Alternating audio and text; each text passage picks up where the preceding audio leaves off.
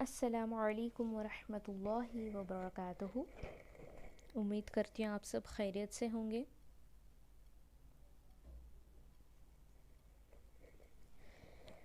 खाने की आदाब में हम पिछले वीडियोस में 25.25 तक हम समझ गए हैं, अल्हम्दुलिल्लाह सीख चुके हैं।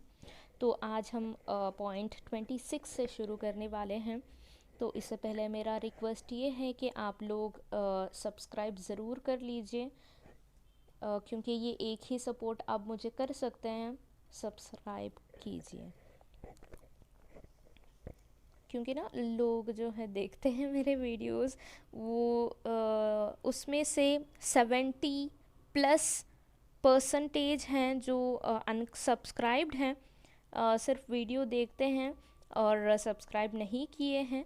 और जो लोग सब्सक्राइब किए हुए हैं वो 20+% हैं। तो मैं उम्मीद करती हूँ कि पौना हिस्से से ज़्यादा आप सब बिना सब्सक्राइब किए वीडियोस देख रहे हैं। मुझे ऐसा लगता है कि शायद मेरा वीडियोस में आपको जो है फ़ायदा नहीं पहुंच रहा है। अगर आपको 0.0001% भी अगर फ़ायदा पहुंच रहा है इस इल्म से, तो आप मुझे ज़रूर सब्सक्राइब कर लीजिए। मैं उम्मीद करती हूँ आप सब मुझे सपोर्ट करेंगे। इसमें बहुत मेहनत होती है एक्चुअली। ये सिर्फ आपको ये स्क्रीन नज़र आ रहा है, लेकिन ये स्क्रीन के पीछे सेटअप करना बहुत बड़ी काम होती है। आधा काम जो है सब आधा टाइम वक्त जो है सेटअप करने में ही चल जाती है। तो मैं उम्मीद करती हूँ आपको समझ आता होगा इंशाल्लाह। मेरा भी छोटा बच्चा है जो 2 साल का है, उसको भी वक्त देकर मैं ये जो आपके सामने वीडियो ला रही हूँ, ये इल्म जो अल्लाह ताला ने मुझे छोटा सा थोड़ा सा इल्म दिया है, तो वो ये मैं आप लोगों तक पहुंचाना चाह रही हूँ। वो आप इसको सपोर्ट कर सकते हैं एक ही ज़रिए से, वो है सब्सक्राइब। मुझे ज़रूर से सब्सक्राइब कीजिए, अभी अभी जाकर सब्सक्राइब कर लीजिए पहले। चलिए, उम्मीद करती हूँ आप सब्सक्राइब किए होंगे। बहुत लेक्चर हो गया। आज जाएंगे क्लास की तरफ। बिस्मिल्लाहिर्रहमानिर्रहीम। पॉइंट 26 खाने की आदाब में पेट के 3 हिस्से करके खाए, यानी 1/3 खाने के लिए, 1/3 पानी के लिए, 1/3 हवा के लिए। तो इसका मतलब है पेट के 3 हिस्से करेंगे। तो ऐसा नहीं कि आप मेजर करके बैठ जाएं, वो तो नहीं हो सकता, लेकिन एक अंदाज में आप अंदाज से जो है, अगर ये आपका पेट है तो आप इसके 3 हिस्से कर लेंगे। ठीक है, तो 1/3 खाने के लिए और 1/3 पानी के लिए और 1/3 हवा के लिए, ऐसे। तो ये कैसे आप अंदाज़ लगा सकते हैं? जब हम खा लेते हैं तो पानी भी जो है हम पी लेते हैं, उसके बाद अगर हम सांस अच्छे से ले सकते हैं तो जो है हम सही से खाए हैं। ऐसा इसका मतलब ये नहीं कि आप आधा पेट खाकर उठ जाएं, बिल्कुल ये नहीं है। इसका मतलब ये है कि कुछ लोग जब होते हैं खा लेते हैं खूब, कभी कभार खा लेते हैं खूब, लेकिन उनको सांस लेने में तकलीफ़ हो जाती है। ठीक है, इतना खा लेते हैं कि जो सांस है वो लेने में उनको तकलीफ़ हो जाती है। तो ऐसा करना गलत है। तो देखिए, हमारे नबी सल्लल्लाहु अलैहि वसल्लम ने छोटी सी बात, इतनी छोटी सी बात है ये, लेकिन इसके बारे में भी ये भी एक सुन्नत है। माशाल्लाह, हमारा दीन कितना हमें समझाता है, हमारा दीन। हालांकि ये दूसरे दीन में ये बिल्कुल नहीं है। हमारा दीन, हमारे नबी सल्लल्लाहु अलैहि वसल्लम ने हमारे लिए कितना कितना इतना छोटा सा बात भी हमें सिखा कर गए हैं माशाल्लाह।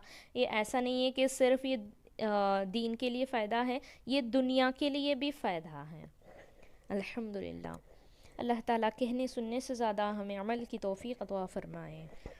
27 पॉइंट देखिए, इतनी मकदार खाना जिससे तहसील इल्म और तालीम दीन और नवाफिल पर मदद मिले मुस्तहब हैं।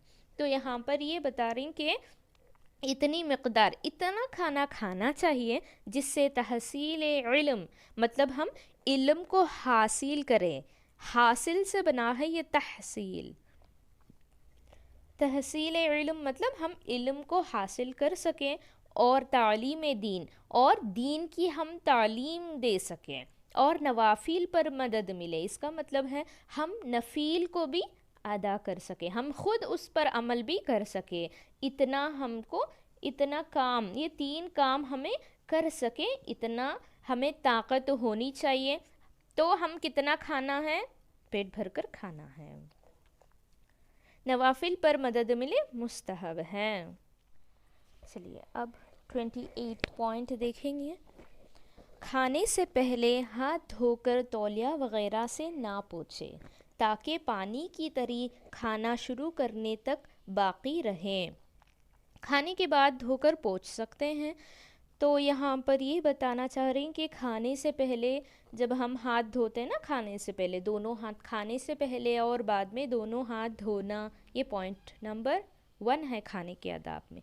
तो यहाँ पर खाने से पहले हम हाथ तो धो लेते हैं, ठीक है, लेकिन उसके बाद क्या करना है? तौलिया वगैरह से नहीं पोंछना है। जो हम पोंछते हैं, कभी कभार पोंछते हैं ना, मतलब लोग पोंछ लेते हैं, टिश्यू से पोंछते हैं, टवल से पोंछते हैं। तो ऐसा करना नहीं चाहिए। खाने से पहले हाथ धोकर तौलिया वगैरह से ना पोंछे, ताकि पानी की तरी खाना शुरू करने तक बाकी रहे। पानी की तरी मतलब जो भीगा हुआ हाथ है ना, जब हम हाथ धो लेते हैं तो हमारे हाथ में जो लगा हुआ रहता है तरी, ठीक है, खाना शुरू करने तक बाकी रहे। इसका मतलब ये नहीं है कि हम हाथ तो धो लेते हैं और जब धोते हैं तो वो जो पानी नीचे गिरता है हाथों में से तो उसी से हम खा लें। इसका मतलब ये नहीं है। इसका मतलब ये है कि पानी की तरी मतलब जो भीगा हुआ हाथ है, तो उसी से हम शुरू करेंगे, ठीक है। शायद, उम्मीद करती हूँ आपको समझ आया होगा इंशाल्लाह। पानी की तरी खाना शुरू करने तक बाकी रहे। खाने के बाद धोकर पोंछ सकते हैं। तो यहाँ पर देखो, खाने से पहले धोकर नहीं पोंछना है, खाने के बाद धोकर, हाथ धोकर पोंछ सकते हैं। चलो 29 पॉइंट, रोटी के बीच का हिस्सा खाकर किनारा छोड़ देना इसराफ है, और अगर दूसरी इस्तेमाल कर ले तो इसराफ नहीं। तो ये देखिए मेन पॉइंट जो आज कल लोग जो हैं बिल्कुल ये नहीं समझते हैं। तो देखिए, ये अगर रोटी है तो रोटी, हमारा रोटी ये है तो उसका बीच का हिस्सा खा लेते हैं। ये वाला जो पार्ट है ये हम खा लेते हैं, ठीक है। तो ये जो साइड के पार्ट जो होते हैं वो थोड़ा सा हार्ड होता है ना, हार्ड होता है। तो रोटी के बीच का हिस्सा खाकर किनारा छोड़ देना गलत है, हम ऐसा नहीं कर सकते हैं, ठीक है। ये फर्स्ट पॉइंट है। दूसरा क्या बता रहे हैं देखो, और अगर दूसरी इस्तेमाल कर ले तो इसराफ नहीं। देखो यहाँ पर अगर आपको ये पसंद नहीं है, कभी कभार बीच में भी जो है हार्ड हो जाती है, तो यहाँ तक ये वाला जो है ये छोड़कर हम ये खा लेते हैं, ये भी जो है गलत है, ये बिल्कुल गलत है।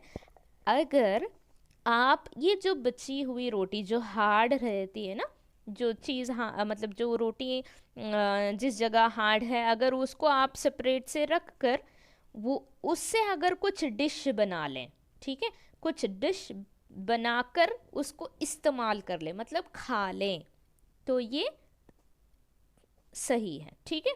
अगर डिश बनाकर मतलब किसी भी तरह आप इसको इस्तेमाल करके खानी चाहिए, ऐसा नहीं कि इसको फेंक दें, ये हम जो है ये इजाज़त नहीं देता, ठीक है। तीसरा पॉइंट, रोटी का इकराम ये है कि जब आ जाए तो सालन का इंतज़ार ना करें।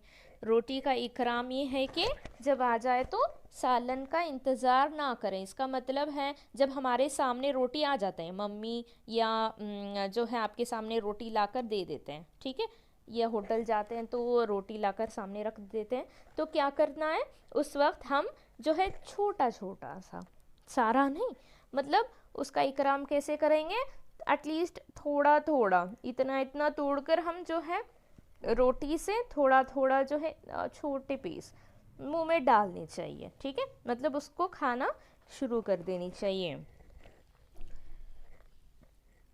सालन का इंतज़ार ना करें, ठीक है, हम सालन का इंतज़ार नहीं करते हुए इसको खाना शुरू करनी है, मतलब छोटा छोटा सा टुकड़ा डाल सकते हैं, छोटा छोटा टुकड़ा। थोड़ा रिवाइज कर लेते हैं हम 26 पॉइंट से, एक बार मैं पढ़ देती हूँ। बिस्मिल्लाहिर्रहमानिर्रहीम। पेट के 3 हिस्से करके खाएं, यानी 1/3 खाने के लिए, 1/3 पानी के लिए, 1/3 हवा के लिए। 27 इतनी मिकदार खाना जिससे तहसील इल्म और तालीम दीन और नवाफिल पर मदद मिले मुस्तहब हैं। 28 खाने से पहले हाथ धोकर तौलिया वगैरह से ना पोंछे ताकि पानी की तरी खाना शुरू करने तक बाकी रहे, खाने के बाद धोकर पोंछ सकते हैं। रोटी के बीच का हिस्सा खाकर किनारा छोड़ देना इसराफ है, और अगर दूसरी इस्तेमाल कर ले तो इसराफ नहीं। रोटी का इकराम ये है कि जब आ जाए तो सालन का इंतज़ार ना करें। उम्मीद करती हूँ आप सब को समझ आया होगा। और कहने सुनने से ज़्यादा अल्लाह ताला हमें अमल की तौफीक अता फरमाए, और मेरे चैनल को ज़रूर सब्सक्राइब करें, अभी कर दीजिए, अभी कर दीजिए। अस्सलामु अलैकुम वरहमतुल्लाहि वबरकातुहू।